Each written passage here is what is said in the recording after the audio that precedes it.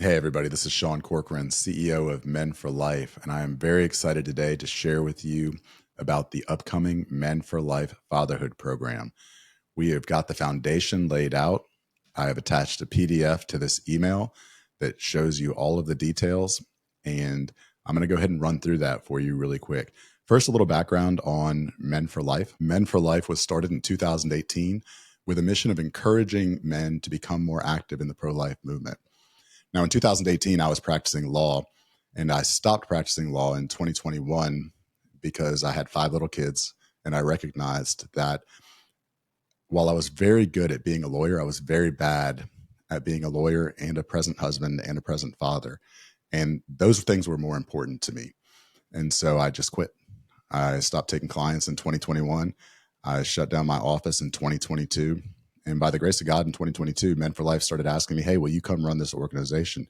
And, being someone who doesn't always listen to God the first time, I said emphatically no. I will not go run a nonprofit. I do not know how to do that. And I have an idea how much you're going to pay me. And so I said no for about 18 months before God very clearly said yes. And I ended up taking over the role of CEO of Men for Life in August of 2024.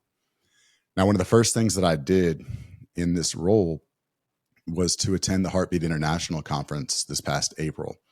And, in this conference, I didn't really have a direction for Men for Life.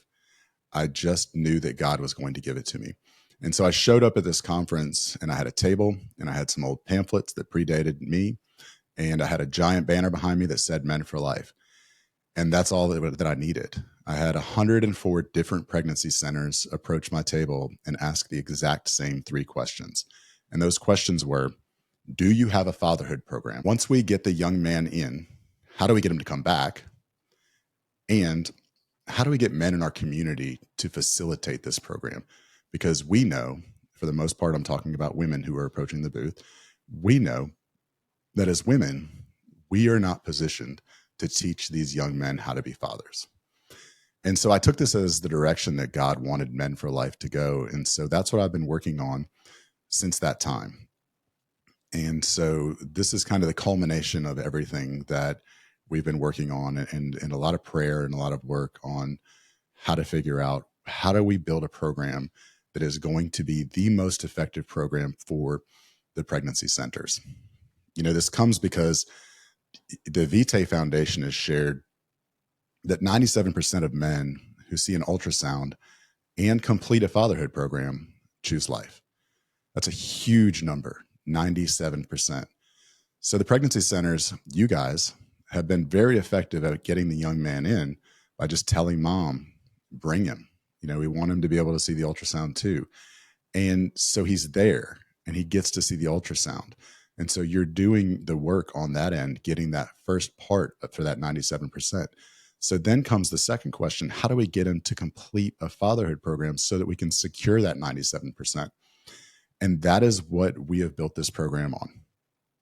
So I think there's three things to get them back into complete a fatherhood program. And those are to have a male mentor, to give him something he wants, and to give him a community of like-minded men. So, the benefit of having a male mentor is that in many cases, these young men may not have had a father, may not have had a male role model, may not have had any male mentors in their lives. They don't know what it means to be a man, right?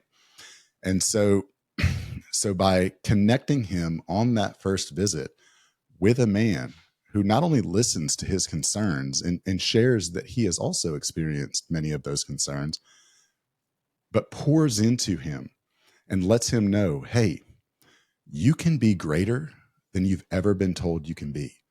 You can live for something more and have a purpose that is more than anything you've ever been told you can be.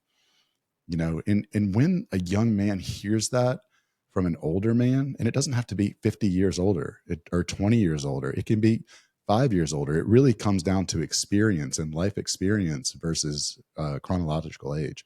And so when a young man hears that from a man who he's connected with and respects, that means a lot. When I hear things like that from my own father, it means a lot. And men want to hear that from other men whom they respect. And so having that male mentor there, pouring in and listening, is a crucial part to completing this program. The second thing is to give him something he wants. The best imagery that I can give for this, and something that I've worked with a couple of pregnancy centers on and have used that has been effective in their centers, is there's a scene from the movie Gladiator, and it's 23 seconds. And in this scene, you have the main character down in the Colosseum, and the emperor is with him, and the emperor says, "Spaniard, tell me your name."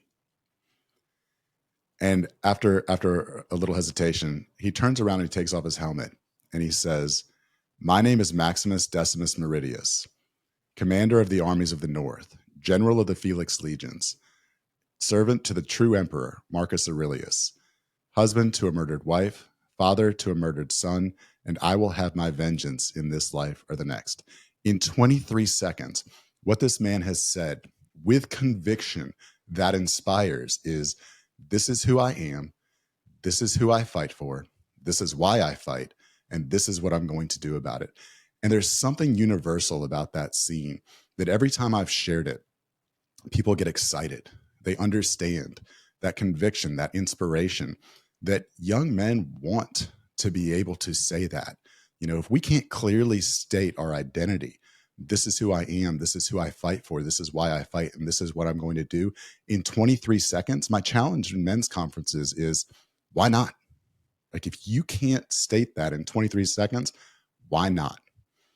And so I think that's something that really gets to the heart of young men and older men alike, and can inspire him to, hey, if you come back here, we can teach you how to be a man. Like, we can really teach you how to be a man. And I think that is something that young men are yearning for. I think that you see that hunger in the popularity of people like Andrew Tate, Dan Bilzerian, people who are selling a toxic masculinity. And what we really need to be able to do is to counteract that with authentic masculinity. And we can do that through these centers. We can fill that hunger that young men have, even if they can't put a name on it of what it is they want. We can fill that hunger through these centers and through you and through these fatherhood programs. So give him something he wants, because what he's not going to want is, at 19, 20, 21 years old, maybe or maybe not in a stable relationship with mom, to be told, hey, if you come back here, we'll give you baby bucks and you can learn how to change diapers on a doll so that you're ready when a baby comes in 25 weeks. That's not something that's going to compete in most cases with what he's got going on in the world. And we're competing with the world here, right? This is spiritual war, and we're competing with the world. And so giving him something that he really, really wants is what's important. And then the third thing is a community of like-minded men, and that might start with one male mentor. But as this grows, and as other men are working together to try to become better men in their own right, you build a community that supports each other. We look at Ecclesiastes 4, 9 through 12, and it talks about how two people together is better than one. That a cord of three strands is hard to break, right? That the community is so important. And so creating this community that not only gives him someone to talk to and some accountability, but also raises him out of the community that he's in, that many times is a toxic community, is not a helpful community for him. So we're giving him the things that he wants and the things that he needs. So the Men for Life Fatherhood Program inspires men to live for something greater than themselves. It empowers them with principles of authentic masculinity, and it equips them to embrace their God-given role as men, as fathers, and as leaders through a 12-week mentorship-based curriculum that strengthens their faith, their identity, and capacity to love, protect, and provide for their families. So through practical lessons, guided discussions, reflections, and application, men learn to lead with conviction, to live with integrity, and to build a legacy of life and love. Now, we know that there are, based on the Charlotte Lozier Institute report that came out this week, there are 2,775 pregnancy centers in the United States of America, right? I'm going to round that up to 3,000 just to make the math easy. So at 3,000 pregnancy centers, if each one can reach 50 men a year, that's 150,000 men a year that we can change. And that's how we're going to change the culture. And changing the culture is the mission of Men for Life, right? Our mission is to change the culture by restoring authentic masculinity, by equipping men to speak boldly and to stand confidently for life, family, and faith. And through that mission, our vision is a world where abortion is unthinkable because men have returned to the arena to lead boldly, to protect life, to serve others as the men God called them to be. So starting out with this 12-week program, we've got the introductory session. And the introductory session is really a welcome and orientation. It's an opportunity to connect with a male mentor, and it's an opportunity to provide that inspiration in whatever way it takes to provide inspiration to that young man just to get him to come back. The only goal of the introductory session, in addition to answering whatever questions or concerns he might have about pregnancy or babies, is to get him to come back to complete this program. And so once we've been able to build that trust and to get them to come back and explain how the program works, starting off on week 1, we're going basic. What is authentic manhood? What does it mean to be a man? We're exploring the definitions of masculinity and manhood. What does it mean to protect, to provide, to lead, and to serve? We're challenging the cultural misconceptions, and we're inviting men to embrace leadership rooted in love and service. So the key themes that first week are just to reject passivity. Passivity is a failure of masculinity, and to embrace responsibility. We want them to understand authentic masculinity and understand how it differs from toxic masculinity. And we want to help them to understand how men can influence the culture and the family through their choices. Then on week 2, we get into that identity, right? That 23 seconds. What is your identity? What is your mission? What is your vision? Who are you becoming? Help them to create that, to write it down, to say, this is the man that I am, or this is the man that I want to be.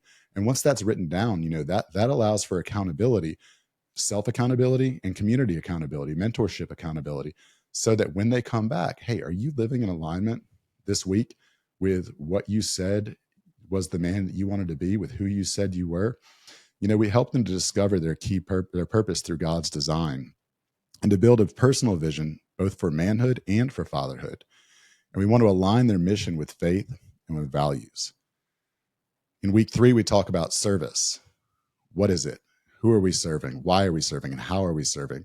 We're teaching that serving others, especially one's family, is a foundational act of godly leadership and active protection. Men learn that serving their families, community, and children honors God and brings fulfillment. We talk about the servant leadership model of Christ, the link between humility and strength, and practical acts of service in fatherhood and as a man.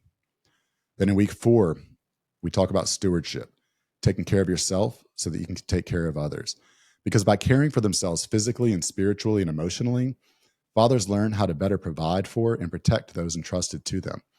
Men learn how self-discipline, rest, self-respect enable them to lead and to love more effectively. The key themes that week are physical health, nutrition, and rest, emotional regulation, resilience, spiritual habits, and prayer life. In week 5, we finally start talking about fatherhood. What does it mean to be a dad? This week reinforces that fatherhood is a sacred calling to protect, to provide for, to lead, and to serve one's children with love and with courage. It examines how fathers shape identity, security, and future for their children. The key themes for week 5 are fatherhood as a reflection of God's love, the impact of an involved father, courage, consistency, and compassion in parenting. In week 6, and this one is vitally important as well, we talk about the relationship with mom, whether they're going to be together permanently or whether they're not going to be in a committed relationship. It is vitally important that we build a healthy relationship between father and mother, because he's going to have a little boy or he's going to have a little girl. And that young man is going to look at him and he's going to say, this is how I am supposed to treat a woman. Or that young lady is going to look at her dad and she's going to say, this is how a man is supposed to treat me. And so it's incredibly important that they understand that relationship with the mother isn't just about the relationship with the mother.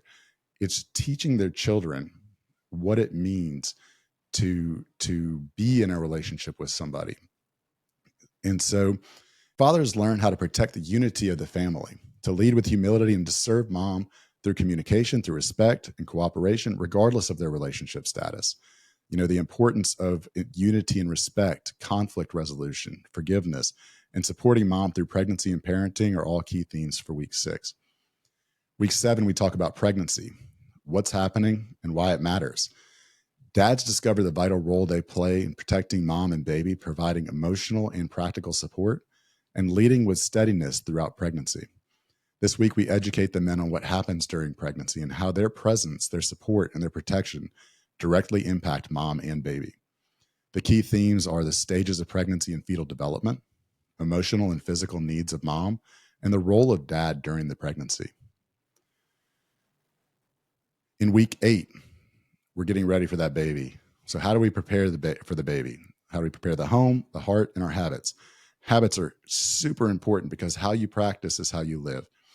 And so now is the time before the baby comes to get everything ready and to make sure that you are prepared for when that baby comes. So we're preparing the home and the heart by equipping fathers to provide stability, to protect their family's well-being, and to lead their household with intention.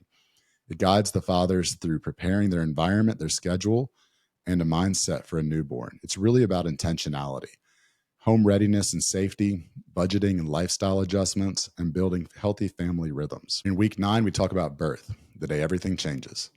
Fathers learn how to serve as a calming presence, to protect mom during labor, and to lead through one of the most significant days of family life. Prepares dads for what to expect during labor and delivery and how to be a calming and supportive presence for mom.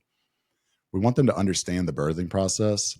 We want them to be able to support mom through labor, and we want them to be prepared for the first moments with baby. In week 10, we talk about what's it going to be like. You got a newborn. And then this week, we help dads understand how protecting their newborn, providing consistency, serving through hands-on care strengthens the father-child bond. Explore the transitions into daily fatherhood, including bonding, feeding, diapering, and sleep routines. Our key themes this week are managing stress and expectations, building emotional connection with baby, and balancing work, home, and faith life. And then in week 11, we talk about boy dad versus girl dad. We all know the difference between boys and girls. Everybody who is watching this knows the difference between boys and girls. We are not the same. And it's important that these fathers learn the difference between boys and girls too, because it means something different. You know, I've got 5 kids. I've got 3 boys and 2 girls. And my boys run downstairs first thing in the morning. They find me and they jump on me. And it's not like, hey, crawling into my lap, which is what my girls do. It's jumping on me and trying to beat the heck out of me. And they love it. And I love it. And it's fun. And that's how boys play. But that's not how girls are. And so we have to be able to affirm the masculinity and affirm the femininity. And the only way to be able to do that is to understand the differences. And so we help them to understand how to lead their children with virtue, to protect their innocence and serve their unique emotional and developmental needs. And talking about the difference between boys and girls, modeling masculinity and femininity with honor, speaking truth and love into children's lives. In week 12, we talk about the power of community and graduation, because we're not ending at 12 weeks, guys. We're going to continue this. The best example that I have is diet plans, right? Anybody can do anything for 12 weeks. Every diet plan you can find is 90 days. I don't want to know what I'm going to look like in 90 days. I want to know what I'm going to look like in 9 months. If all we do is provide a 12-week program and then turn these guys loose back to where they came from, nothing changes. We might save that baby, but do we change the man? Do we change the community? Do we change the culture? No. So it's important that we build upon this 12-week program. So we want to share with them the real power of community, where they understand how brotherhood strengthens their ability to protect, to provide, to lead, and to serve both their families and other men. It highlights the importance of brotherhood, mentorship, and continued growth. The participants celebrate their completion to the 12-week program, and they commit to ongoing support for one another. So after the 12 weeks, what we will have is a broader community of men. You know, for that first 12-week period, you're going to have the men in your center, you know, and hopefully that continues beyond. But what we want to do at Men for Life is we want to open this up through our online platform to give them a broader sense of community of men, you know, who may be new fathers, who may be old fathers, who may be grandfathers, right? But who are all living to become better. And all those experiential levels will allow us to continue to foster each other's growth as well as our own. And so after that 12-week program, we're going to have a 12-month continuing fatherhood program where each month we will focus on one area of masculinity, one area of being a man, one area of relationships, one area of fatherhood. And we will really hone down, like, what can we do as men to improve upon that? And that'll be a rolling 12 months thing. So they might walk in on, where other people are at month 3, and that'll be their month 1. And we will just continue along that, but they will have access for an additional 12 months after they complete the 12-week fatherhood program through your center. All right, so let's talk about the practical aspects and logistics of this program.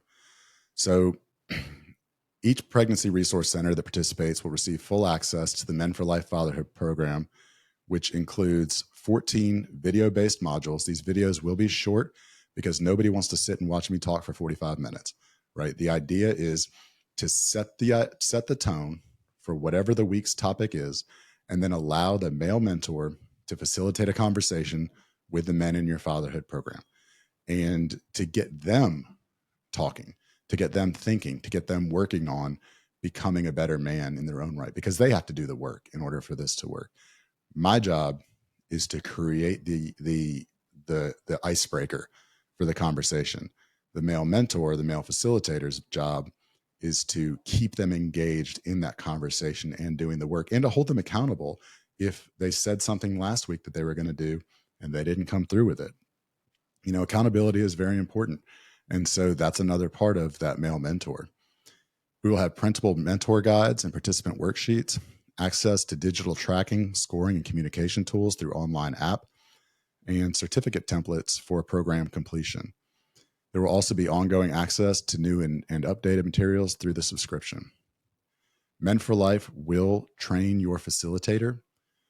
The pregnancy resource mentors will complete a comprehensive online facilitator training before launching the program to ensure consistency, fidelity to the mission, and confidence in leading the sessions.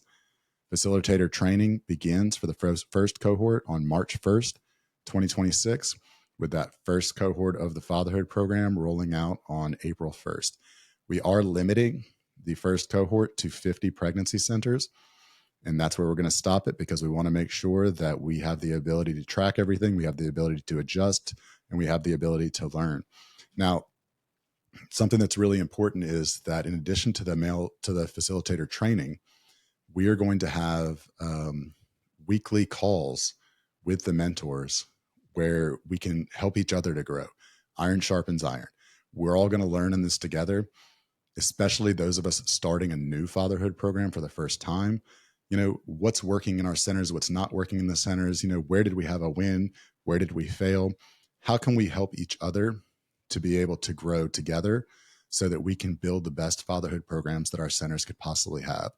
And in addition to that weekly call with all of the fatherhood coordinators, each fatherhood coordinator will be in a small group of 5 that will be able to work with each other. The preference will be regional if it's possible, so that, there's the potential for meetups, the potential for different opportunities. But we want this to work in the best way possible. So we want to continue to pour into your male facilitator and to pour into your program. So the application process for the Men for Life Fatherhood Program, applications open January 1st, 2026. The deposit is due February 1st, 2026. It is a $500 non-refundable deposit. That deposit will be applied to your facilitator training. The pricing is set at $250 a month, so that would be $3,000 a year. But if you pay for an annual subscription, it is $2,500 a year, so there's a $500 discount. There's a $500 facilitator training. That training fee is covered by that initial deposit. All right, everybody, that is a good breakdown of what we've been working on, what we're excited to provide for you as a fatherhood program for your center. I do understand that this is going to raise questions. And so what I'm going to do is I am going to provide a couple of different opportunities for Zoom meeting Q&As. I would ask that if anyone is interested in jumping on one of those Q&As or being on the list that it receives the times, of the Q&As, please send me an email. My email address is at the bottom of the document that was attached to this email. It is sean@menforlife.org. If you have any questions, feel free to send them to me. If I get too many questions, then we'll hold them for the Q&A, because there's a good chance that if you have a question, someone else has the same question. But I'll do as many Q&As as I have to between now and the end of the year to answer as many questions as possible. Just send me an email and let me know if you're interested in jumping on one of those Q&As, and I'll make sure that you are at the top of the list to receive the link when those are scheduled. And I'll do it a couple different times because I know everybody's schedule is all over the place. I hope everybody has an amazing Thanksgiving. I appreciate your patience in waiting for this. It has been a lot of work and a long time coming, and I look forward to working with you. I look forward to sharing with you, and I look forward to pouring into your centers as we create and build the best fatherhood programs that you can possibly provide. Thank you.